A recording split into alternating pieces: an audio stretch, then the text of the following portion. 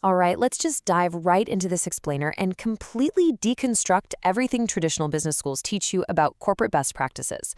Look, if you've ever felt like the standard advice, stick to what you know, focus on the product, wait for permission, just doesn't fit the gritty reality of building something truly groundbreaking, well, you're in exactly the right place. Today, we're opening up the Rule Breakers playbook. We're going to explore 6 counter-conventional mindsets that highly successful entrepreneurs use to just completely bypass traditional corporate logic. To really grasp why breaking the rules is so insanely powerful, just think about this story. Back in 1995, a graphic design teacher named Linda Weinman simply needed a digital sandbox. She just wanted a place for her students to play around with new digital tools like Photoshop and Illustrator, and a place to showcase their work online. Well, that little sandbox became lynda.com. By 2002, she realized its massive potential, moved all her teaching online, and eventually sold the whole thing to LinkedIn for $1.5 billion US dollars. Linda is the absolute poster child for what happens when you completely ignore the standard corporate playbook. Massive success, more often than not, actually comes from doing exactly the opposite of what the suits tell you to do. Now, before we jump into the 6 specific habits, let's quickly get on the same page and define our terms. When we talk about a mindset, we aren't just talking about a fleeting thought or a good mood. We're talking about the deep-seated attitudes, habits, and mental inclinations that predetermine exactly how we respond to opportunities when they cross our path. It's like your brain's default operating system. In big companies, the corporate mindset predetermines a cautious, super slow response. But the entrepreneurial mindset, that is wired entirely differently. So let's look at the first of these 6 counter-conventional habits. So, B-School Strategy 101 basically hammers home this one golden rule. Stick to your knitting. Figure out your core competencies, invest everything in them, and if a customer asks for something outside that little box, you politely say, "No, sorry, we don't do that here." But the entrepreneur's strategy, it flips this completely on its head with a massive yes, we can mindset. The true entrepreneur actually possesses this undeniable eagerness to say yes to totally new, unfamiliar challenges because they just trust they can figure out the execution along the way. Just look at Arnold Correia's business down in Brazil, Atmo Digital. This guy was running a really successful event management company when a client, who had 260 stores across the country, asked if Arnold could install televisions in their training rooms and build a satellite uplink to broadcast live events. Now, Arnold knew absolutely zero about satellite technology. But what did he say? Yes, we can do that. And he figured it out. Years later, Walmart asked if they can move those screens from the back room to the actual sales floor to run detergent ads for Procter & Gamble. Again, a total pivot, completely outside his core competencies. But Arnold said, yes, we can. He literally reinvented his business 4 separate times, simply by agreeing to solve problems he didn't initially have a clue how to solve. Right, so that leads us perfectly into mindset number 2, problem first, not product first. Big business is ridiculously obsessed with the product. Just think about corporate innovation for a second. Tide changes the little blue speckles in its detergent to green and slaps a new and improved label on the plastic jug. Or Coca-Cola gives us New Coke, Diet Coke, Coke Zero, Vanilla Coke. That is product-first logic, and frankly, it's a bit absurd. True entrepreneurs, they don't obsess over changing the packaging of a product. They obsess over solving actual painful problems. Take Jonathan Thorne, for example. He wasn't trying to make, a slightly prettier surgical tool. He identified a legitimately terrifying problem. During really delicate surgeries, standard forceps tend to stick to human tissue. Imagine a plastic surgeon doing a facelift, or even worse, a neurosurgeon removing a brain tumor, and the metal tool actually sticks to the brain cells. It is a massive high-stakes problem. So Thorne developed a brand new silver-nickel alloy specifically to stop that sticking.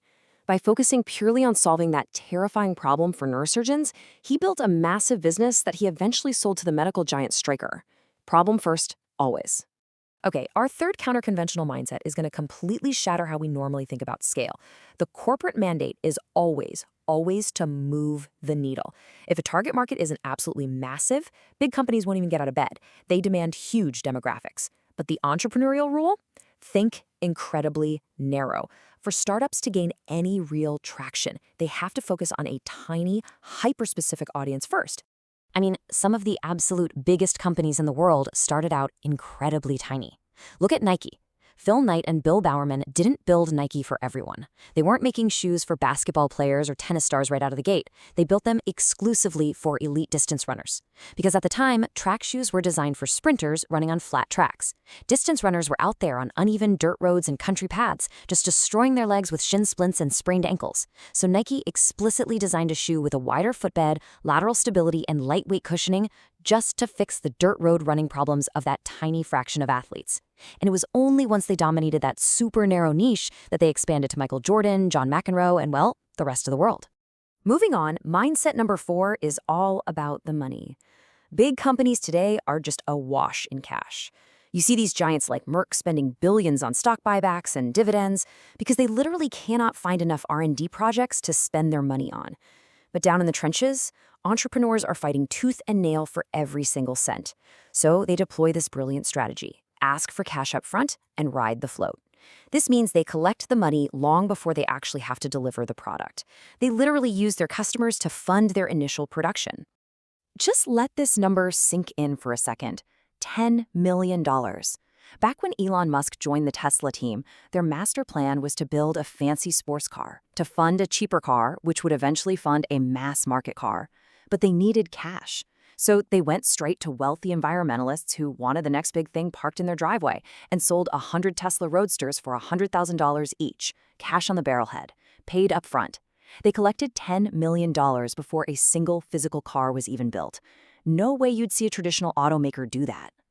And the crazy thing is, this strategy works at a massive scale too. Years later, when Tesla announced the Model 3, they literally used the exact same playbook. Nearly 500,000 consumers put down $1,000 deposits that handed Tesla $500 million in cash. They rode that massive float to fund all their engineering, tool building, and factory fit-outs. I mean, why rely on venture capitalists when you can get your most passionate customers to basically bankroll your entire vision? Which brings us to the 5th mindset. Beg and borrow, but, please don't steal. Traditional business school finance is all about spreadsheets, right? You calculate your return on investment, you project your cash flows out for the next 10 years, and then you go out and buy a bunch of expensive assets to launch the project. But the gritty reality for an entrepreneur is way more resourceful. You simply do not buy what you can borrow. Take a look at Tristram and Rebecca Mailloux. They built Go Ape, which is this massive treetop adventure business with over 30 sites across the UK and even more in the US. Now, if they had gone the traditional route and bought forests and built parking lots, they would have needed millions in upfront capital. Instead, they noticed the UK Forestry Commission had plenty of trees but really needed more visitors. So they struck a brilliant deal. They essentially borrowed the trees, they borrowed the state-owned land, and they borrowed the existing parking lots. Literally, all they had to pay for was the ropes and the safety kits. They built an entire empire on borrowed assets. And finally, we hit the 6th mindset. Look, it's pretty much a known fact that entrepreneurs and permission, they go together like oil and water. They just do not mix. In a big corporation, if you want to do something really innovative, you have to pass it through endless layers of lawyers and compliance officers who are terrified of regulations.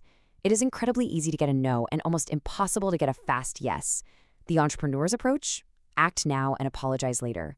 You do not wait for permission to change the world. Just think about Uber. Travis Kalanick and Garrett Camp launched a massive new taxi dispatch company right in San Francisco without owning a single taxi and, crucially, without asking a single regulator for permission. Had they asked, they almost certainly would have been shut down before they even started. Their launch is just a stark example of this core entrepreneurial principle. When digital innovations outpace old regulations, rule breakers just move forward in the gray areas instead of waiting around for bureaucratic approval. So let's turn the lens directly onto you for a second. We've just covered 6 pretty wild, counter-conventional habits: saying yes to the unknown, obsessing over problems instead of products, targeting hyper-narrow markets, funding through your customers, borrowing your assets, and acting without permission. Take a quick moment to reflect on these questions. Which of these mindsets naturally embody how you work today? Which ones feel a bit uncomfortable but are totally learnable? And honestly, perhaps most importantly, who on your team needs to learn these right alongside you? I want to leave you with this final provocative thought today. Think about the absolute biggest professional roadblock you're facing right this very minute. You know the one. The one that's stalling your project or keeping your business from scaling up.